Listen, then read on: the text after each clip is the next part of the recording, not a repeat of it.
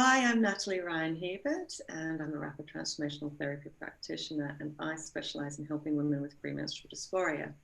And we're here today with the lovely Lucy, who's recently been through the Red Tent program, which is the program that I've developed to help premenstrual dysphoria, and actually free women from premenstrual dysphoric disorder.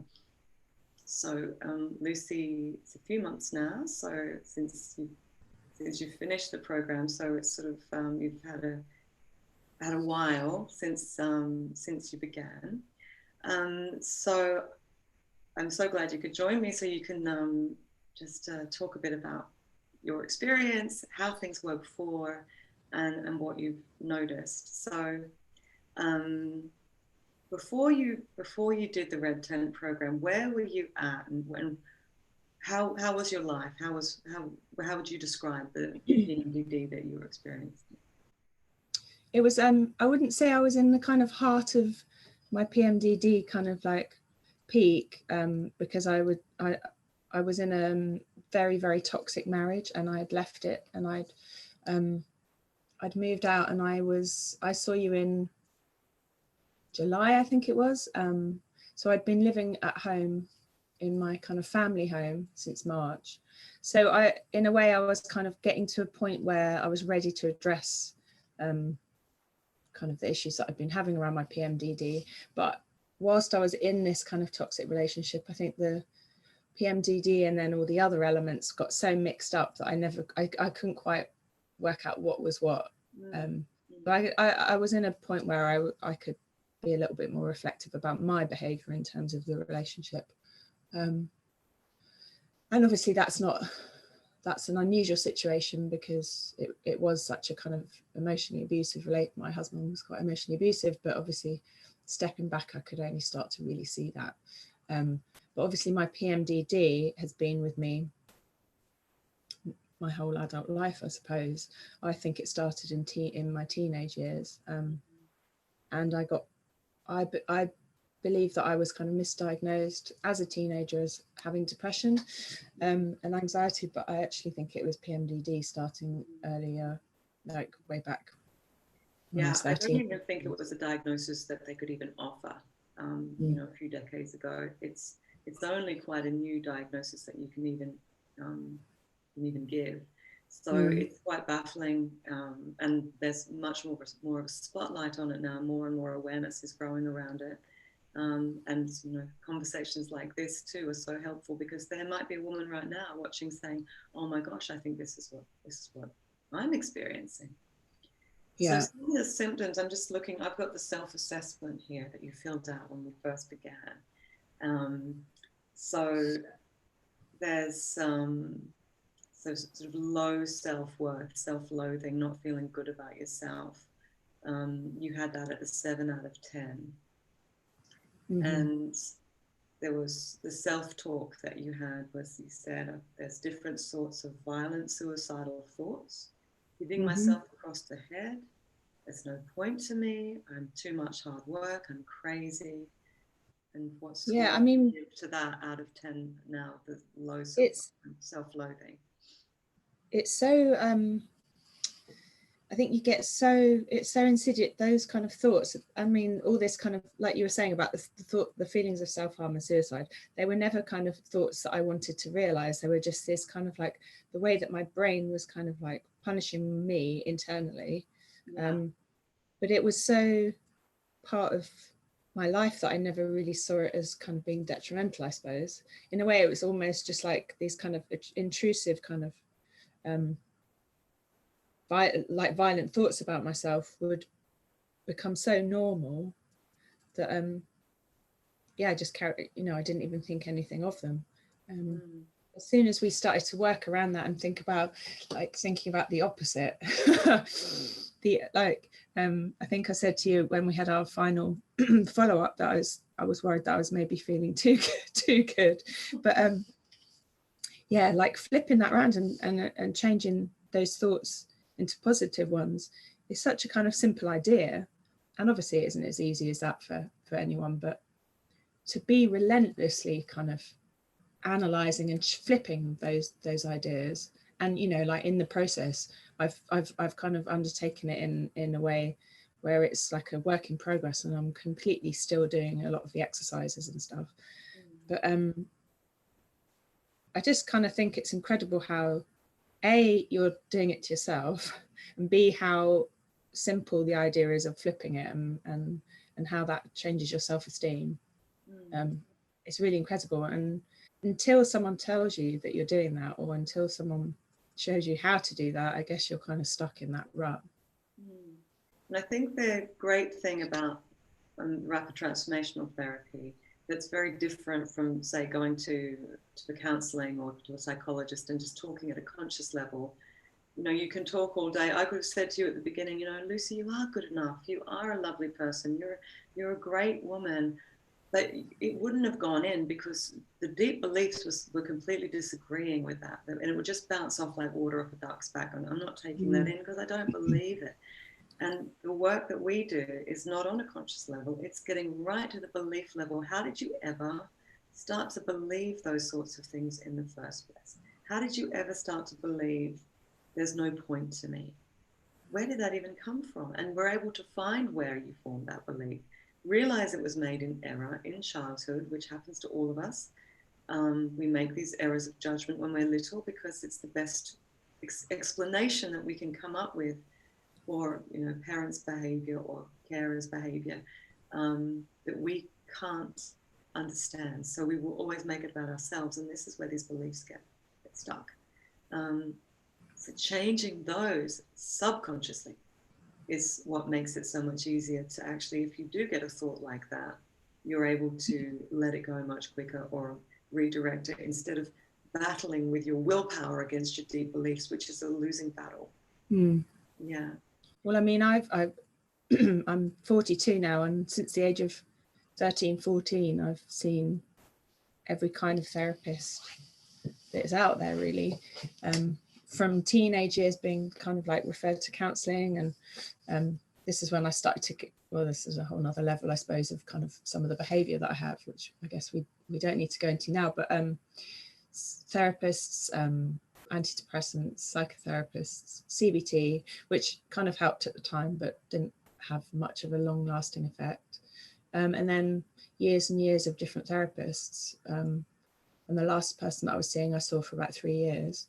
And you know, like I got a lot out of the sessions. I'd leave the sessions feeling really kind of cathartic. It was really cathartic and I felt much lighter, but then I'd go back with the same stuff next week. It felt like it wasn't really going to go anywhere. Yeah, I kept going because I thought that that's what I was supposed to do. That's how it worked. Well, what else do you do? You know, this is the model. This is what I'm supposed to do. Therapy takes years, we're told, but it doesn't have to take years. It's a belief that's wrong. If you could just change that belief, it'd be as fast as finding out Santa Claus isn't real. And that's what I always say. You've heard me say that before.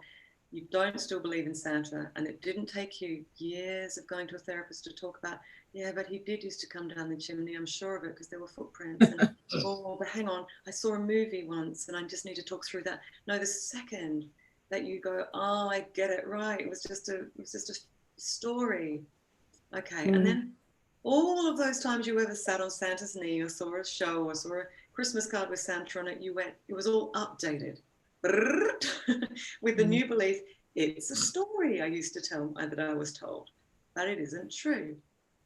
And you never go back. You never go back. And that's the same with RTT. If the belief isn't Santa's not real or Santa's real, the belief is I'm not enough. And you go, well, yes, I am. And everything starts to update.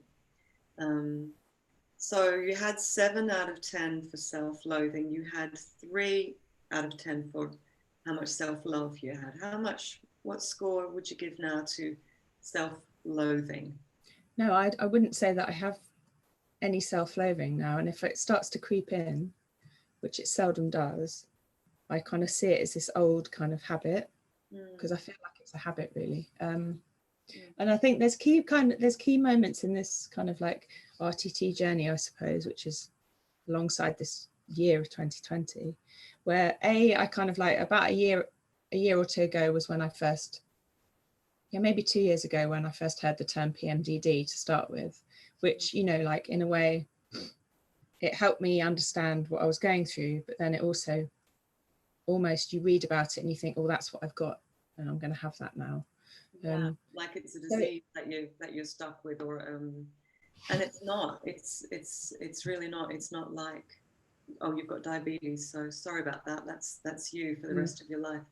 It's a disorder, and you know, if you watch some of my other videos where I explain what I believe PMDD is, if you listen to the podcast or some of the podcasts that I'm on too, I go deeper into the three things that make up premenstrual dysphoric disorder, and it's trauma, and it's high sensitivity, empathy, and it's having a female cycle, and those three things combined. And if you heal the trauma, well, then there's nothing for this shift to magnify. That's my whole message in a nutshell. But yeah, anyway, but go back to what you were saying about you. I think that was a real moment for me too. Before I even met you, was, you know, like I'm quite aware of kind of my mental health and looking around for kind of solutions. But my friend, very good friend of mine, sent me a post that someone that you had seen previously had written on Instagram, and I kind of, I quite like this kind of like moments where you think, well, that's, you know, she's written that and my friend's seen it and he sent it to me, so that's not like an accident, so I just kind of went with it.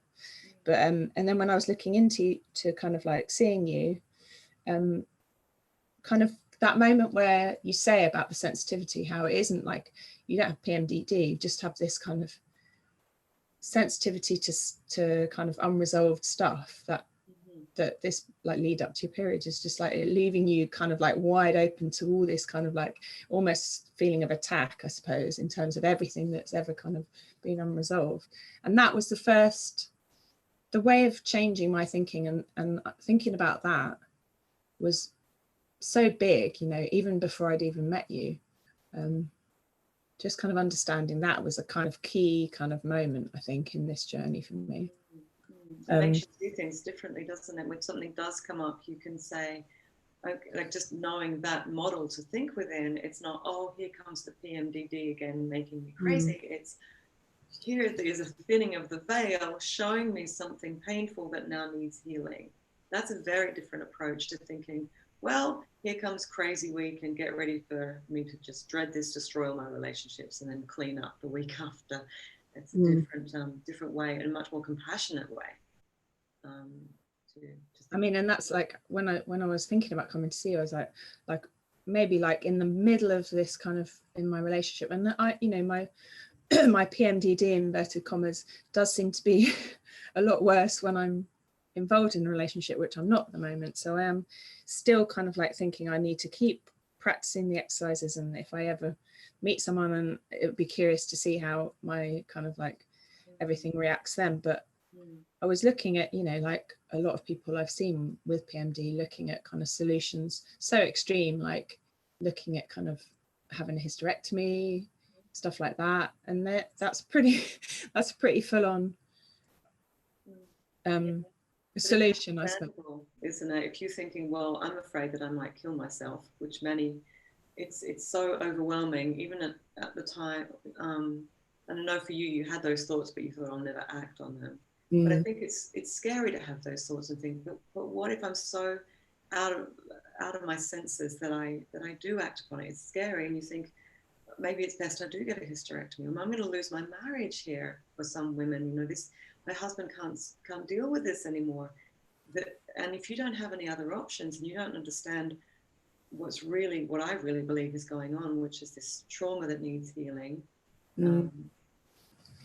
then of course you'll think hysterectomy it's sounding pretty good to me right now, which is very sad, because the trauma still remains unresolved. It just doesn't have that hormonal shift activating it. So yes, hysterectomy probably will help many women, but they're still going to be in pain. They're still going to be unhealed.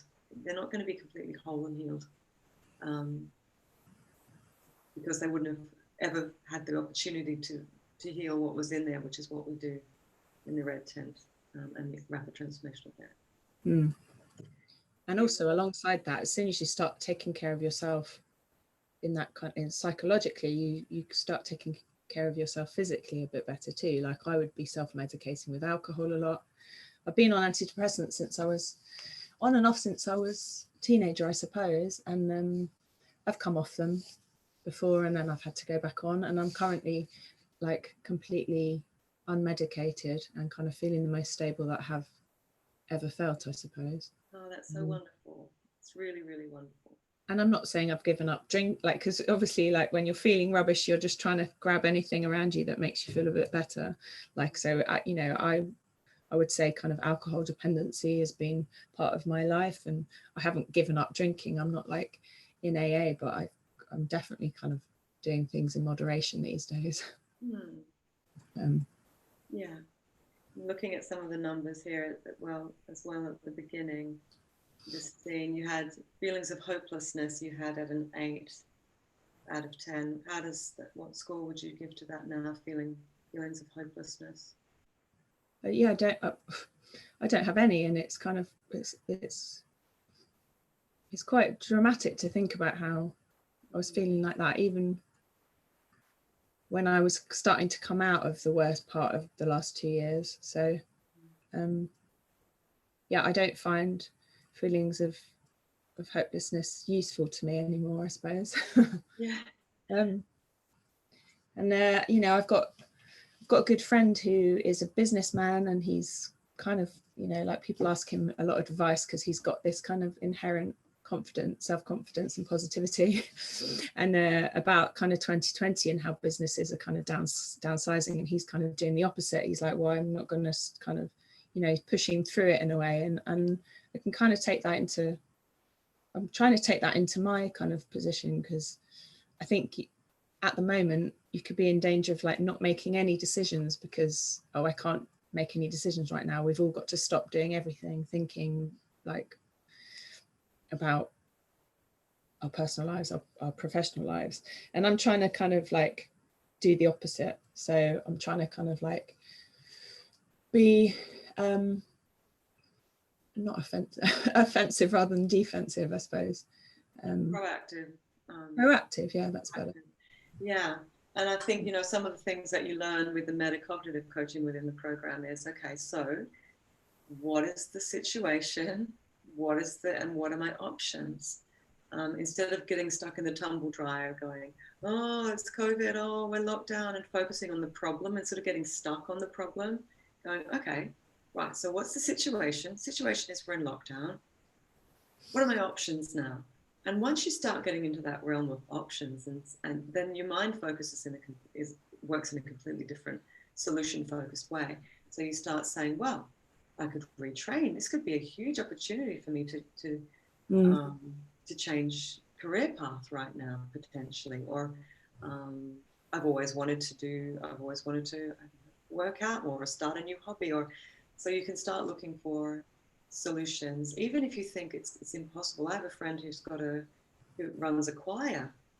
I mean, and it's a big part of her income is this choir. They meet once a week. It's a lot of people. They all pay a little bit to be in the choir, and it's lockdown comes. What do you do? Now, she could have thrown her hands up in the air and said, woe is me, this is so awful. She was very clever. She went, right, we're going to take this online. She researched all about online choirs, running choirs online. You think, how on earth do you run a Zoom choir? She's doing it.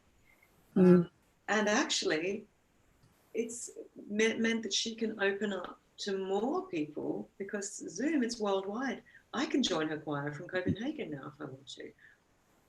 And so it's this whole seeing opportunity in adversity that I think is what you're saying you're going to do. Okay, where are the opportunities here? I don't have to be knocked over by this. This could actually open new doors that weren't even possible before. Yeah, that's exactly. And I've kind of tried to have that attitude for the whole of this year, to be honest, because I feel like I'm in quite a kind of, you know, like my position isn't in any way a kind of like, I'm lucky I've got I've got a job and I've got somewhere to live, and I'm kind of basically, you know, in a kind of, you know, and not saying that you can't suffer because other people are suffering worse. I'm not saying that at all, but I've just tried to make this positive and in a way changing your thoughts about negative thoughts about yourself and changing them about, you can kind of implement that in all different areas as well. The exercise, I found the initial exercise of the program that I did with you, where you sit for 3 minutes and greet your thoughts and you kind of lead them over and leave them somewhere. I found that one of the most useful exercises actually, and that's something that I still do. I still listen to, and also I still, even if I'm not listening officially to the kind of audio, I'll be doing it when people say stuff to me. And also I often think of the quote where you know, like where you address other people's behavior and you can leave it with them. Yes. So just like when I have moments where I'm not reacting to other people, what they've said, and I've like 10 minutes later, I'm like, I'm like a puppet master of my own thoughts there. And it's best for everyone. That's a really powerful tool. And you think that you can't master your thought, like how can you master your thoughts? But that has been an incredible part of this program, aside from the kind of actual sessions with you. And I think anyone that's about to kind of do the program with you, I think the most important kind of bit of advice would be that I would say is to fully engage with it and to really make space for it, and don't think that it's going to be like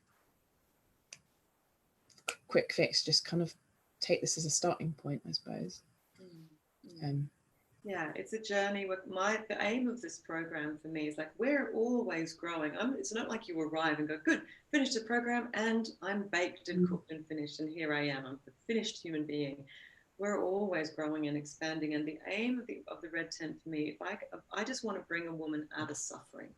That's my aim. You're still going to grow, and every time you grow, you're going to hit new comfort zones that you didn't even know were there, new glass ceilings, as they're called, you know, these upper limits of what you believe is even possible for you. Stuff will come up, different things in life will trigger stuff that you didn't know was there, but you get the tools to work with it. You can always come back and have a little tune-up RTT session a year from now, or 6 months, or whatever, if you think, because you remain curious, don't you, about what comes up, instead of thinking, oh, I'm a mess, there's something wrong with me and I'm broken.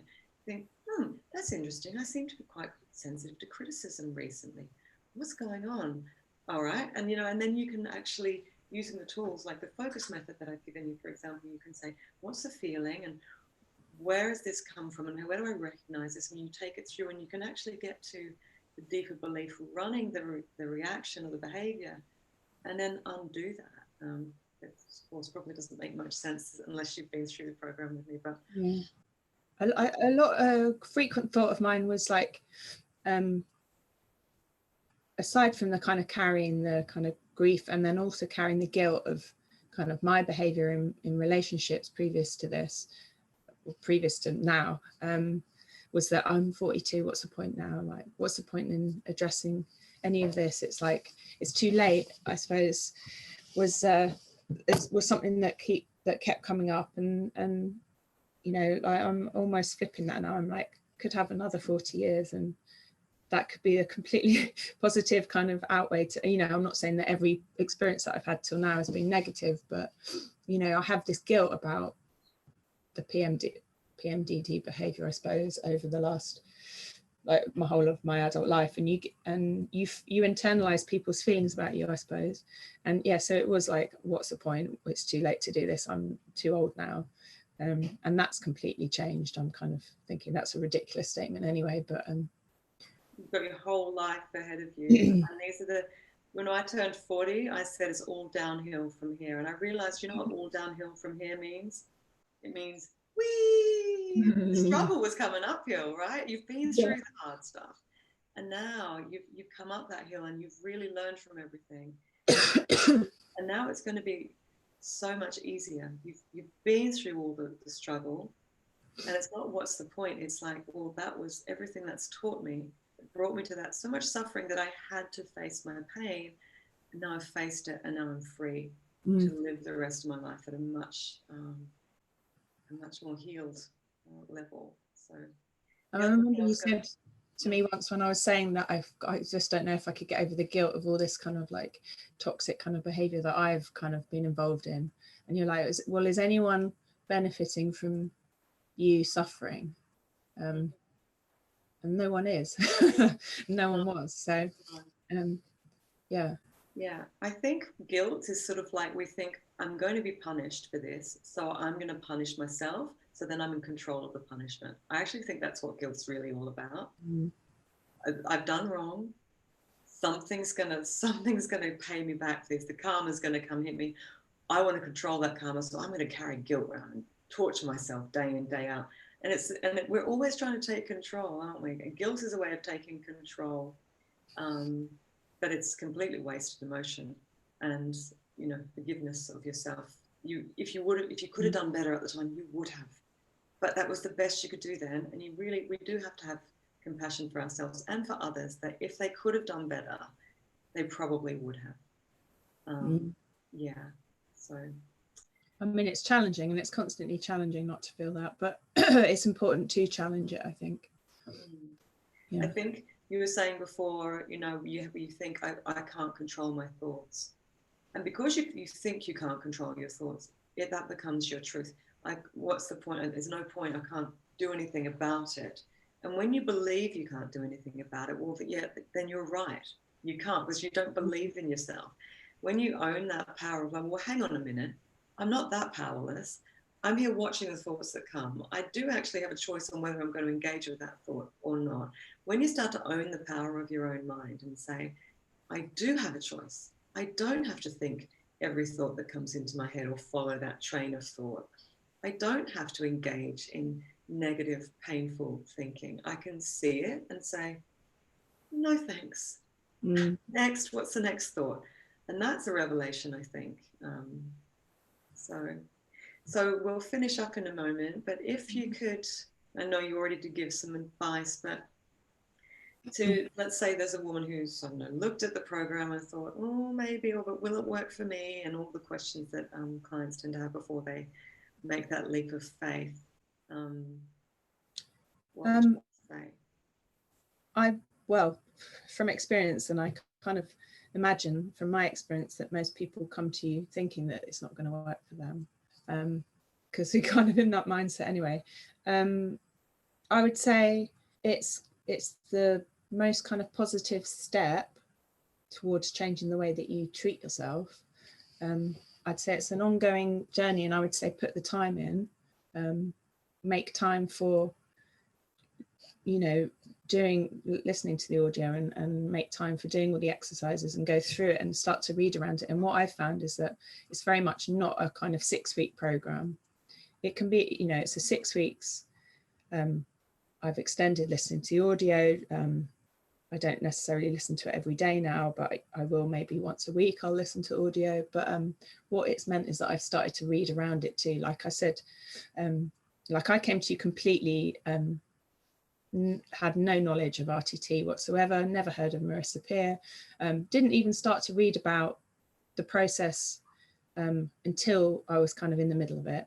And now it's kind of meant that I'm reading around kind of brain plasticity and thinking about RTT and reading about Marissa. And it's basically the first step to kind of feeling like, I'm not going to say a different person, because you don't want to feel like a different person, but like you said before, kind of being in control of your life. And, when you're saying that, my feelings of kind of hopelessness were like in 2s and 3s, and now I can't imagine having any of those feelings. And that was, hopelessness was 8 out of 10. Oh yeah, sorry, the numbers, yeah. Yeah. It's been 5 months, and there's no hopelessness, and there's no self-loathing. And how much self-love do you feel you have now? What score would you give to self-love out of 10? Yeah, I mean, to not, go overboard, but it's probably up there like as a 10, because if like if in a, it's the cheesiest thing ever, but if you can't feel that way about yourself, then and I'm at the moment I'm on my own, and I'm the only person that's going to be taking care of me. And I remember that you've said it before, I don't know, in our sessions or where I've kind of looked into RTT, is that you had this moment before you kind of developed your PMDD program where you were like, no one's going to help me. No one's coming to save me. Yeah. No one's coming to save you, because, you know, everyone's got their own stuff. Yeah, it's going to have to be me. You know, who's more, who's it worth more to than yourself? You know, you've got to live with yourself the rest of your days. Or I should say, you get to live with yourself the rest of your days. It's very different to I'm going to have to, I'm forced to live with myself the rest of my days. Well, when you rescue yourself, then you get to be with yourself the rest of your days, and then you're always going to have you. Yeah, so that's amazing. A 10 out of 10 for self-love, where it really was pretty shaky before. It was a 3. And speaking of when I was saying, I was a bit worried it was going too far. But, if you think it doesn't really matter what comes, I'm not going to abandon or reject myself. I'll go through all sorts of things, but I'm staying. One thing's for sure, I'm staying. And that is so huge, because then now you're coming to it, and this is the amazing thing for you now, Lucy. You know, you're single now. You came out of a toxic relationship. When you look at the numbers of how you felt about, you know, self-loathing was a 10. Anger was an 8. Suicidal thought thinking was an 8, even though you weren't going to act on it. Irrational negative thinking was a 9 out of 10. Self-love was 3. Ability to control your thinking, what was that now? A 3. All right, that's where it all used to be. Is it any surprise that the person you attracted yourself to was just simply a mirror for what you believed about yourself? And imagine what it will be like now. You'll never attract a person like that again. They are going to go right by you. It's going to be like, oh no, not her. She loves herself way too much. I couldn't get my claws into her. She wouldn't allow it. So those sorts of people, they're going to find you completely. They're not going to want a bar of it. And so when you raise the bar, life will deliver to that bar in your relationships, in what you accept for your career and your finances, everything. The more you raise that bar of worthiness, life will go, okay, I'll deliver to that. If you're down here, life will go, here you go. Here's a guy who's going to treat you like crap. Everything you feel about yourself, you're going to get that mirrored back in your relationship. So it's exciting for you now. Single, gorgeous woman. What's going to happen? I mean, the pandemic's not really helping me right now. Great savings thing. But, it's actually meant that I've had this year where I'm not thinking about anything outside. Well, no, that's not what I meant. Like, I'm basically, I've had this gap where I've been able to address all these things. So in a way, it's been a really beneficial time for me. And I'm aware that that's not the case for a lot of people. So, yeah, but looking back, like in that relationship where he was basically telling me the things that I thought about myself, it was a perpetuating cycle where I was like on antidepressants, I was on bipolar medication, which is absurd when I look at it now, and looking at hysterectomies. And now I couldn't be further from that person. But like I said before, it's not like going to happen like that, and it's an ongoing process for me. But it's a really good place to be starting that journey, I suppose. Yeah. And it will just be like a positive snowball. What I see in all my clients is you make that change inside, and then now you've got to, with those new beliefs, now life's going to start rolling with those beliefs, and it becomes cumulative. Like the other way, it became a negative downward spiral. You thought badly about yourself. You attracted someone who mirrored that back to you. That confirmed those beliefs, and down you went. Now imagine it's like the opposite. Now I know I'm lovable, I'm worthy, I'm enough. And then you're going to attract somebody who mirrors that, because the other person's not going to go right by you. No, it's not a match anymore. Those sorts of toxic people who have got their own pain that, become attracted to you. It's different. So now there'll be somebody else that you'll draw into your orbit. And then the beliefs will just continue to confirm themselves and become stronger, which is great, because they're great beliefs to have. Yeah. Yeah. They really are. And it feels healthy. It feels like you're eating really healthy food when you're doing that to your brain. Yeah. I've still got, it's the picture of me on the mirror as a child. Yeah, it's so powerful to look Me at and my that. sister. Well. I say hi to us every morning now. Oh, that's so nice. Well, thank you so much, Lucy, for sharing your story, and really appreciate that you've been so vulnerable and open. I know it takes a lot of courage. It took me years to want to tell my story, and it was, you know, I don't know if I want to put this out there, but I really appreciate you doing this, because you opening up like this could just spark something in another woman that says, oh my gosh, that's me. And if you're on the other side, then you're going to give hope to others who are where you used to be. And there are millions in that suffering. So thank you for being, for shining a light. Well, thank you for having me. And yeah, no, I completely agree with you. And now I kind of was just thinking then, I probably wouldn't change now the way that my brain has been working for my whole life, because it's so nice to come and talk to people and share this with other people, where you're coming from a place of knowing where they've been. So yeah, now you get to be, now you're it's like a wounded healer who needs to heal her own stuff first, and then just in your presence and in your compassion. If you hadn't been through it, you'd be like, okay, you sound depressed, whatever. Now you can go, oh my, I know that. And it's like the same for me. If I hadn't healed PMDD in myself, I couldn't do this work. I wouldn't understand it. I wouldn't understand what to do with it. So it is a gift, and it's crazy to think, how could I possibly almost be grateful that I went through it now? But but I am, because without it, I wouldn't be able to do what I do, and you wouldn't be able to help others as you're going to as you go forward. So yeah. All right. Thanks so much, Lucy. Yeah.